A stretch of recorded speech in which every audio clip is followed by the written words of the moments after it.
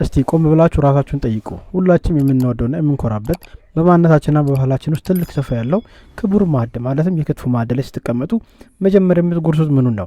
በውጉትና በደስታ ተሞልታችሁ እጃችሁን ወደ ሳህኑ ስትሰዱ ያንን በትኩስ ቃል የቀረበውን በቅቤ ራሰውና ማዕዱን ያደመቀውን ክትፎን የምታነሱት ወይስ አጠገቡ ያለውን ሌላ ነገር? ወይም ደግሞ ያንን ከእንጀራ ይልቅ ከክትፎ ቤት ተመራጭ የሆነውን ከእንሰት ተክል ተጋግሮ የሚወጣውና ለሰውነት ልዩ ኃይል ይሰጣል ተብሎ የሚታመነውን ቆጮ በቅቤ ያጣጠማችሁ ወደ አፋችሁ በመውሰድ ነው ትልቁን የባህል ጉርሻ የምትጀምሩት። አብዛኛው ሰው የሚያደርገውና ወደ አእምሯችን ቀድሞ የሚመጣው ይህ እንደሆነ ሁላችን የምናውቀው ሀቅ ነው። ነገር ግን መልሳችሁ ምንም ይሁን ምን ክትፎውንም ይሁን ቆጮውን አስቀድማችሁ የምትጎርሱ ከሆነ ሳታውቁትና ሳታስቡት በየቀኑ በምታደርጉት በዚህ ልማድ ምክንያት ራሳችሁን፣ ጤናችሁና ወደፊት ህይወታችሁን ላሰቀቅ የስኳር በሽታና ለተለያየ የሜታቦሊዝም ቀውሶች አሳልፋችሁ የሰጣችሁ እንደሆነ በነግራችሁ ምን ትላላችሁ? አዎ በትክክል እኔም የሚነግራችሁ ፍጹም ሳይንሳዊና በተግባር የተረጋገጠ እውነታ ነው። ይህ ዝም ብሎ ሰውን ለማስደንገጥ የሚነገር ተራዋሪ ሳይሆን የምንወያይበትና ሁላችንም ልንገዛው የሚገባ የአመጋገብ ስርዓታችንን ካላስተካከልን በገዛ እጃችን ጤናችንን ማውደማችን የሚያረጋግጥ ትልቅ መርህ ነው። ብዙዎቻችን ከሰው ቤት ስንሄድ ማዕድ ላይ ዘጋጅቶ የሚወጣውን ያንን አረንጓዴ በሚገባ የተከተፈና በቅመም የተደባለቀ የጎመን ክትፎ ጥግ አስቀምጠን ምንም አይነት ትኩረት ሳንሰጠውና ዋጋ ሳናውቅለት ክትፎና ቆጮን ብቻ ተሻምተን የምንበላ ከሆነ በሰውነታችን ላይ ትልቅ አደጋ እየጋበዝን ነው። ይህን የምናደርግ ከሆነ ምግብ ወደ ሆዳችን እንደወረደ በደማችን ውስጥ ያለው የስኳር መጠን ወይም በሳይንሱ አጠራር ግሉኮስ የተባለ ንጥረ ነገር በሰውነታችን ሊሸከሙና ሊቋቋሙ ከሚችለው በላይ በከፍተኛ ፍጥነትና በኃይል ወደ ላይ እንዲቀለቀልና የቁጥጥር ስርዓቱ እንዲያናገው የሚያደርግ መሆኑን ልንገነዘብ ይገባል። ይህ አይነቱ ድንገተኛና ቁጥጥር የሌለው የስኳር መጠን ወደ ላይ በመወርወር በዘመናዊ የሕክምና ሳይንስ አጠራር ግሉኮስ ስፓይስ ወይም የደም ስኳር መናር ተብሎ የሚታወቅ ሲሆን በሰውነታችን ውስጥ ባሉ የደም ስሮችና ሴሎች ከፍተኛ የሆነ መመረዝና መቆጣትን ወይም ኢንፍላሜሽን የሚፈጠር አደገኛ ክስተት ነው። ነገር ግን ይህን አደገኛ አዝማሚያ ሙሉ በሙሉ ለመቀየርና ራሳችንን ከዚህ የጤና ቀውስ ለመታደግ የሚያስችለን ፍጹም ቀላላ ተአምረኛ መፍትሄ እዚሁ ከቀረበልን ማዕድ ላይ እዚያው ሳህን ጥግ ላይ ምንም ትኩረት ሳንሰጠው ባስቀመጥነው የጎመን ክትፎ ውስጥ ተደብቆ ይገኛል። ሚስጥሩና መፍትሄው ያለው ከአጠቃላይ ምግቡ መጀመሪያ ከክትፎም ሆነ ከቆጮ ቀድመን ያንን አጠገባችን ያለውን ጎመን ብቻ ለይተን በአንደኝነት መጎረስና ወደ ወዳችን ማስገባት ላይ ሲሆን ይህ ቀላል የሚመስል ግን ደግሞ እጅግ ረቂቅ የሆነ የአመጋገብ ጥበብ በሰውነታችን ውስጥ ትልቅ ለውጥ ያመጣል። መጀመሪያ ወዳችን የሚወርደው የጎመን ክትፎ በጨጓራችንና በትንሿ አንጀታችን ግድግዳ ላይ ጠንካራና የማይበገር ባዮሎጂካላዊ መከላከያ አጥር በመስራት ቀጥሎ የሚመጣውን የስኳርና የካርቦሃይድሬት ሞለኪውል በቀጥታና በኃይል ወደ ደማችን እንዳይቀላቀል የመከላከልና የመገደብ ታላቅ ስራን ይሰራል ማለት ነው። ይህ እኛ ዛሬ አዲስ ግኝት አድርገን የምናወራው እውነት የቀድሞ አያቶቻችንና አባቶቻችን በህይወት ልምምድና ከትውፊት እውቀት አውቀውት ሳይንሱና ባዮሎጂን በሚገባ ተረድተው በማዕዳችን ላይ የሰሩት ሚስጥራዊና ረቂቅ አያቶቻችን ሳይንስ መሆኑን ስንረዳ ባህላችን ይበልጥ እንድንወድ ያደርገናል። አሁን የምነግራችሁና በዝዳ የምናየው እውቀት ዝም ብሎ የሚሰማ መረጃ ሳይሆን የእናንተና የልጆቻችሁን አጠቃላይ የሚሰባችሁን ጤና ከስር መሰረት የሚቀይር ውድ ከሆኑ የሕክምና ወጪዎችና ከእድሜ ልክ የሚታደግ ታላቅ የህይወት መመሪያ መሆኑን ልነግራችሁ እወዳለሁ። ስለዚህ ይህን እጅግ ጠቃሚና ህይወት አዳኝ የሆነ እውቀት ለብዙሃን በማዳረስ ሁልጊዜም እንደዚህ አይነት ድንቅ የሀገር በቀል ሳይንስ መረጃዎች በጊዜ እንዲደርሷችሁ አሁን ይህን ቪዲዮ ላይክ በማድረግና ቻናላችንን ፎሎ ወይም ሰብስክራይብ በማድረግ የዚህ ጠቃሚ ማህበረሰብ አባል እንድትሆኑ እጠይቃችኋለሁ። ይህን ወሳኝ እውቀት ለራሳችሁ ብቻ ይዛችሁት እንዳትቀሩ የምትወዱትን አብሯችሁ ክትፎ ቤት እየሄደ የሚዝናናውና ጤናውን እንዲጠብቅ የምትፈልጉትን ሰው የክትፎ ወዳጃችሁን በሙሉ ይህን ቪዲዮ በማጋራት ወይም ሼር ማድረግ ከማይታወቅና ከተደበቀ በሽታ እንድታደጉት በወንድማማችነት ጥሬን አቀርባለሁ። እናንተ ዛሬ የምታደርጓት እያንዳንዱ አንዲት ሼር የብዙዎችን ህይወት ከመስተካከልና ከበሽታ መከላከል ጀርባ ትልቅ አስተዋጽኦ ስላላት አሁኑ ይህን ሼር ምልክት ተጭናችሁ መልእክቱን ለዓለም ሁሉ እንድታዳረሱት ማህበራዊ ግዴታችሁ እንድትወጡ አሳስባቸዋለሁ። አሁን እንግዲህ መግቢያውን ካየን ይህ በአይን የማይታየው ረቂቅ የሰውነታችን ባዮኬሚስትሪና ሳይንስ በውስጣችን እንዴት እንደሚሰራ ምግቡ በሆዳችን ውስጥ ምን አይነት ጉዞ እንደሚያደርግና ትክክለኛውን የባህል አጎራረስ እንዴት መሆን እንዳለበት በዝርዝር በጥልቀት እንመለከታለን። ይህን እውቀት በአግባቡ ተረድታችሁ በህይወታችሁ ላይ ከተግባራዊ ለማድረግና ሙሉ ውስጡን ለመጨበጥ አንድ መስመር ሳታሳልፉ እስከ ቪዲዮ መጨረሻ ድረስ በትኩረት አብራችሁ እንድትጓዙና አብራችሁ እንድትቆዩ በአክብሮት ተጋብዛችኋለሁ። ሁላችንም ብንሆን ክትፎ ቤት ስንሄድ ወይም የበዓላት ቤታችን ስናከብር በተደጋጋሚ የምንሰራውና ማህበረሰባዊ ልማድ ሆኖ የቀኖረውን አንድ ትልቅ የአመጋገብ ስህተት መመልከትና ስህተቱንም አምኖ መቀበል ለለውጥ የመጀመሪያ እርምጃ መሆኑን ማወቅ ይገባናል። ያ በቂቤና በሚጣ ተንበሽብሾ በትኩስና በሚያምር ሸክላ ወይም የብረት እቃ ላይ ተደርጎ መዓዛውና እንፋሎቱ ወደ ላይ እየገነፈለ የሚመጣውን ክትፎ ማዕድ ላይ ሲቀመጥ በደስታና በጉጉት የተነሳ አይናችን ሌላ ነገር ማየት እስኪያቅተው ድረስ ይጋርደዋል። ትኩረታችንን ሙሉ በሙሉ ይወስደዋል። በዚህ ስሜት መነሳሳት ውስጥ ሆነን የመጀመሪያውን ጉርሻ ስንጀምር በቅቤ ራሱንና የሰባውን የክትፎ ክምር በትልቁ ዘግነን በቆጮ ወይም በእንጀራ ጠቅለን በቀጥታ ወደ አፋችን እንጎርሰዋለን። ይህም ለአእምሮታችንና ለሆዳችን ትልቅ እርካታ የሰጠን ይመስለናል። ነገር ግን በዚህ ድንቅ ሳህን ላይ እኩል ቦታ ሰጥቶት በአረንጓዴነቱ አሸብርቆ የቀረበውን የጎመን ክትፎ ምንም እንዳልመጣ ተቆጥሮ እዚያው ሳህን ላይ ጥግ ላይ ብቻውን ተገሉና ተቀምጦ እንዲቀር ይደረጋል። ይህም በብዙዎቻችን ዘንድ የተለመደ ባህሪ ሆኖ ይታያል። እንዲያም አንዳንዶቻችን በምናደርገው የተሳሳተ ግምት ይህ ጎመን የቀረበው ዝም ብሎ ለሳህኑ ውበት፣ ለጌጣጌጥ ወይም ለቀለም ማድመቂያ ብቻ ተብሎ የመጣ ይመስላል እንጂ በውስጡ የያዘውን ትልቅ የጤና ፈውስና ሚስጥር ለማወቅ ፈጽሞ አንሞክርም። ሌሎቻችን ደግሞ በቂ እውቀት ስለሌለን በዋጋው ውድ የሆነውና ክብሩን ክትፎ በደንብ ሳልጠግብ ሆዴ በዚህ በጎመን ቅጠል እንዳይሞላብኝ በማለት በመቆጠብና በመሰሰት ስሜት ጎመኑን ሳንነካው እንተዋለን። ይህም ሌላኛው ትልቁ ስህተታችን ነው። ነገር ግን ወገኖቼ ይህን የምናደርግ የአመጋገብ ዘይቤ በጤናችን ላይ ያደረሰ ያለው ጉዳት ቀላል የማይባል በጊዜ ሂደት ሰውነታችን የሚሰብር እጅግ በጣም ትልቅና አስከፊ መሆኑን ዛሬ በግልጽ ተረድተን ልናስቆም ይገባል። እስኪ አስቡት። ሁላችሁም በደንብ የምታውቁት ስሜት አለ። ማዕድ ላይ ተቀምጣችሁ በጥሩ አምሮት ምግቡን በልታችሁ እንደጨረሳችሁ ወዲያውኑ የሚጫጫናችሁ እንድታንቀላፉ የሚያደርጋችሁ የመንፈስና የአካል መክበድ እንዲሁም የድካም ስሜት ተሰምቷችሁ አያውቅም? እርግጠኛ ነኝ መልሳችሁ አዎ ነው። ያን የመሰለ አልሚና ምርጥ ምግብ ያን ያህል ፕሮቲንና ስብ የበለጸገበት ክትፎ ተመግበን ጉልበትና ብርታት ሊሰጠን ሲገባ ልክ ከተመገበን በኋላ ወዲያውኑ ድካም የሚለንና እንድንዝል የሚያደርገን ለምንድን ነው ብለን ጠይቀን ስናውቃለን? ይህ ክስተት በሰውነታችን ውስጥ የሚፈጠረው ያለምንም መከላከያ መጀመሪያ የጎረስ ነው ካርቦሃይድሬትና ስኳር በቀጥታ ወደ ጨጓራችን ወርዶ የደም ስኳር መጠናችን በአንድ ጊዜ በከፍተኛ ፍጥነት ሰማይ እንዲነካነ ቁጥር ራሱን ስላናጋ መሆኑን የሕክምና ሳይንሱ ይነግረናል። ይህ በየቀኑ ምግባችንን በበላን ቁጥር የሚፈጠረው ድንገተኛ የስኳር መናርና መውረድ በጊዜ ሂደት በሰውነታችን ውስጥ ስኳር ለመቆጣጠር የሚወጣውን ኢንሱሊን የተባለውን ሆርሞን የሚያመርቱትን ሴሎች ሙሉ በሙሉ ያደክማቸዋል፣ ከጥቅም ውጭም ያደርጋቸዋል። ይህ የኢንሱሊን መዳከም ደግሞ ለረጅም ጊዜ ለሚቆይና ለማይደርስ የሰውነት ውፍረት፣ ለደም ግፊት መጨመር፣ ለልብ ህመምና ለተለያዩ የደም ስር እክሎች ሰፊና የማይዘጋ የጥፋት መንገድ በሰውነታችን ላይ በሰፊ ይከፍታል ማለት ነው። እንግዲህ አስተውሉ። እኛ ራሳችንን እየተጠቀምንና እየተመገብን መስሎን በምናደርገው አመጋገብ ቅድመ ተከተል አለማወቅ ምክንያት ብቻ በገዛ እጃችን ሰውነታችንና ጤናችንን ቀስ በቀስ ወደ ሞትና ወደ ደዌ እያመራ ነው መሆኑን ማወቁ እጅጉ ያሳዝናል። እኛ ኢትዮጵያውያን ስንባል በማዕዳችን ዙሪያ ያለን ስርዓት፣ ጨዋነትና መከባበር በዓለም ላይ ካሉ ማህበረሰቦች ሁሉ ልዩና እጅግ የላቀ ቦታ የሚሰጠው ማህበራዊ ስራችን የሚያሳይ ትልቅ የባህል መገለጫችን እንደሆነ ሁላችን የምንመሰክረው ሀቅ ነው።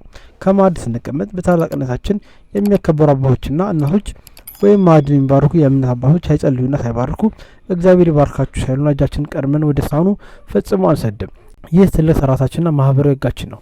እንዲሁም አንዱ ሌላውን በማክበርና ፍቅርን በመግለጽ ትልቅ ጉርሻ አዘጋጅቶ ለባልንጀራው ብላ በማለት በአክብሮትና ፍቅር ጉርሻ ሲሰጥ ያንን በጉርሻ የተቀበለውን ሰው በፍቅር አጉራሹን እየመረቀ የሚበላበት ማህበራዊ አንድነታችን የሚታደስበት የተቀደሰ ስፍራ ነው። ታዲያ በማዕዳችን ላይ ለፍቅር ለአክብሮትና ለሃይማኖታዊ ስርዓት ያንን ያህል ትልቅ ቦታ የሚሰጥና የምንጨነቅ ህዝቦች ሆነን ሳለ ለምንድን ነው ለጤናችን ለሰውነታችን ህልውና ወሳኝ ለሆኑ ለአመጋገብ ቅድመ ተከተላችን ስርዓታችን እኩል ትኩረት የማንሰጠው? የቀድሞ አባቶቻችንና አባቶቻችን በማዕዳችን ላይ የሰሩን እያንዳንዱ ጥበብ እኮ ዝም ብሎ የተደረገ ሳይሆን ከጀርባው እጅግ ረቂቅና ጥልቅ የሆነ የሰው ልጅ ተፈጥሮና ጤና በሚገባ ያገናዘበ የአኗኗር ስልትና ጥበብ እንደነበረው ልንገነዘብ ይገባል። እነዚህ ታላላቅ አባቶቻችን እኮ ዛሬ ዓለም የደረሰበት ዘመናዊ የሕክምና ላቦራቶሪ ሳይኖራቸው በዩኒቨርሲቲ የሚሰጠውን የባዮኬሚስትሪና የሳይንስ ትምህርት ሳይማሩ በተፈጥሯዊ ማስተዋልና በፈጣሪ ጥበብ ብቻ የትኛውን ምግብ ከምን ጋር መብላት እንዳለብን ጠንቅቀው ያውቁ ነበር።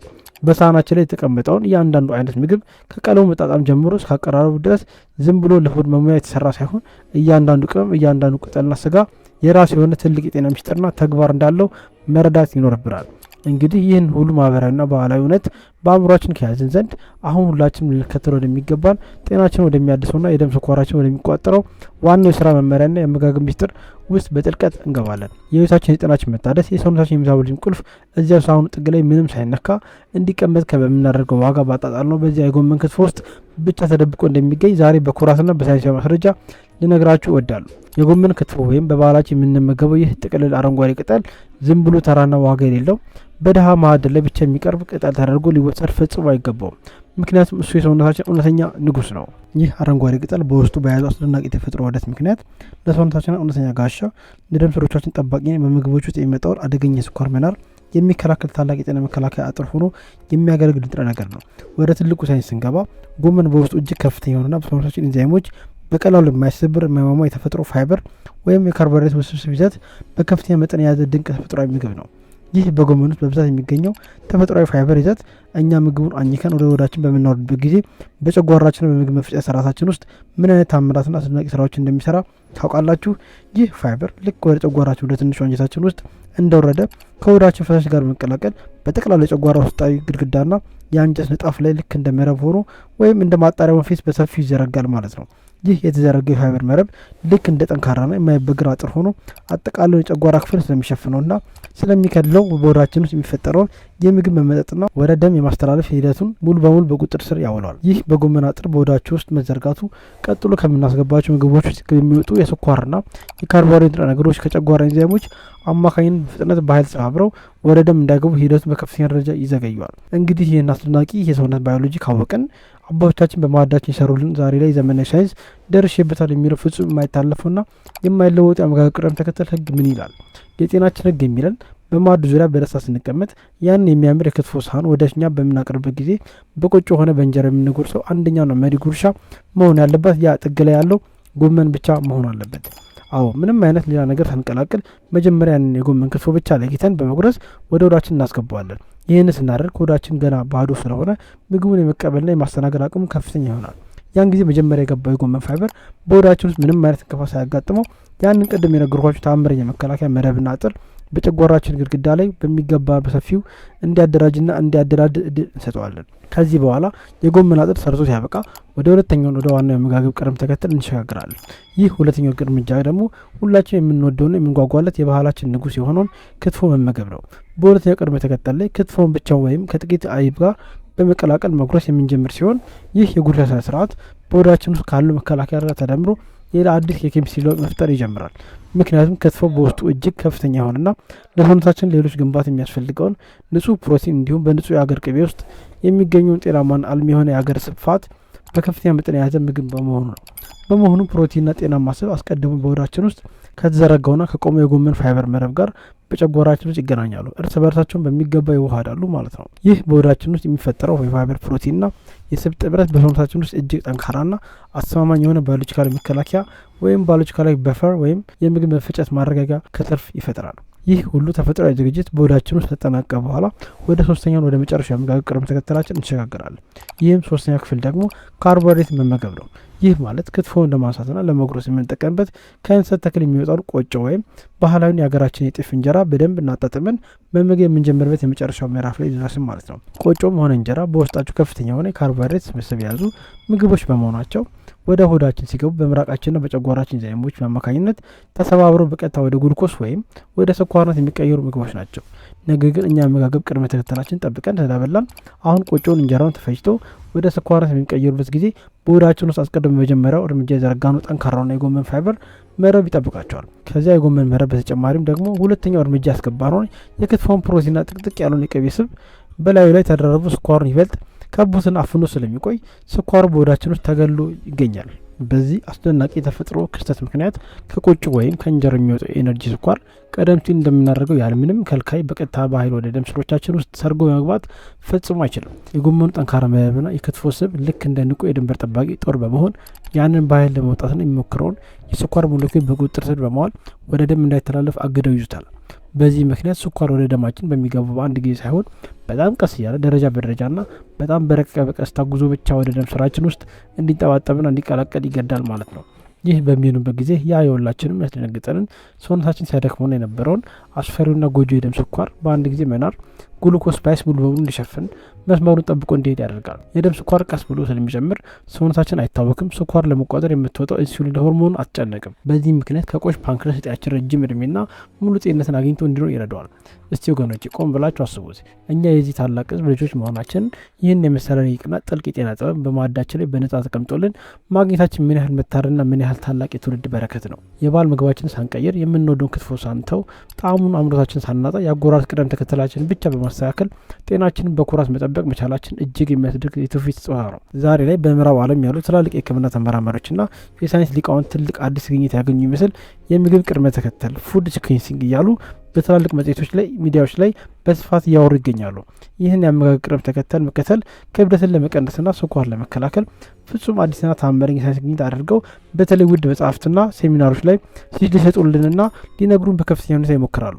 ነገር ግን እውነታው ምንድን ነው? እኛ ኢትዮጵያውያን እኮ ይህን የረቀቀ ባዮሎጂካል ሳይንስ በማዕዳችን ላይ ካስቀመጥን በልተን በተግባር ካረጋገጥነው መቶ ዘመናት አልፈው ወደ 1000 ዓመታት እየተጠጉ መሆኑን ለዓለም ሁሉ መናገር እንችላለን። ያን የተፈጨ ቀይ ስጋ ወይም ክትፎን እና ያን የተከተፈ አረንጓዴ ጎመንን በአንድ ሳህን ላይ አሳስረውና አጋብተው ያቀረቡልን አባቶቻችን ይህን ያደረጉት ዝም ብለው በአጋጣሚ ወይም ያለ ምክንያት አልነበረም። እነሱ የሰውነትን ውስጣዊ ኬሚስትሪ፣ የምግብ መፈጨትን ባህሪና የጤና ሚስጥር ዛሬ ካሉ ተመራማሪዎች በላይ በተግባር ህይወታቸው በሚገባ ተረድተውትና አጣጥሞ ስለነበር ነው ይህን ማዕድ ይሰሩልን። ይህ እኛ ዛሬ ችላ ያልነው ግን ደግሞ ህይወታችን ሊያድን የሚችል እውቀት የአባቶቻችን የእናቶቻችን ረቂቁና መለኮታዊ የሆነ የሜታቦሊዝም ሳይንስና የዘመናት ጥበብ መሆኑን አውቀን ልንኮራበት ይገባል። ይህንን የትውፊት ምግባችንን ስናቀርብ የአመጋገብ ዘይቤና ቅደም ተከተሉን ጠብቀን ስንመገብ በባህላችን ክብራችን ብቻ ሳይሆን ውድ የሆኑና በምንም የማይተካውን ህይወታችንና ጤናችንን ጭምር ነው የምንጠብቀው። ስለዚህ ጤናማ ለመሆንና ክብደትን ለመቆጣጠር ከምዕራባውያን የተሰሩ ከተዘጋጁ ሰው ሰራሽ የአመጋገብ ዘይቤዎች ወይም ዳይትስ መቅዳት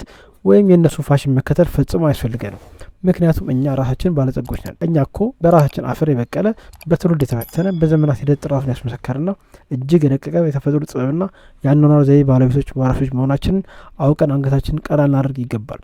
ስለዚህ ወገኖቼ ከዛሬ ጀምሮ ይህን ቪዲዮ ካያችሁበት ከዚህ ሰዓት ጀምሮ ክትፎ ቤት ስትሄዱም ይሁን በቤታችሁ ማዕድ ስትቀመጡ የምትመሩበት መርሆች አንድና አንድ ብቻ መሆን አለበት።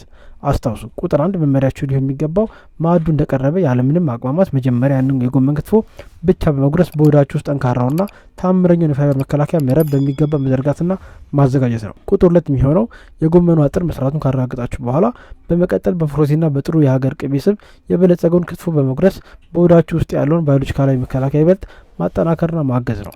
ቁጥር 3 ደግሞ የሚሆነው በመጨረሻ ደረጃ ላይ ቆጮውን ወይም የጤፍ እንጀራውን በመጠቀም ካርቦሃይድሬቱን መመገብ ሲሆን በዚህ ጊዜ ስኳሩ አስቀድሞ የተሰሩት አጥሮች ተከቦ ስለሆነ ቀስ እያለ ወደ ደም ይገባል ማለት ነው። ይህን እጅግ በጣም ቀላል ግን ደግሞ እጅግ ረቂቅ የሆነ የተፈጥሮ ሕግ በህይወታችሁ ላይ በየቀኑ ካልተገበራችሁት ራሳችሁን ከተለያየ ስልጣኔ ከአመጣሽ በሽታዎችና ከስኳር ስቃይ ሙሉ በሙሉ ታርቃላችሁ።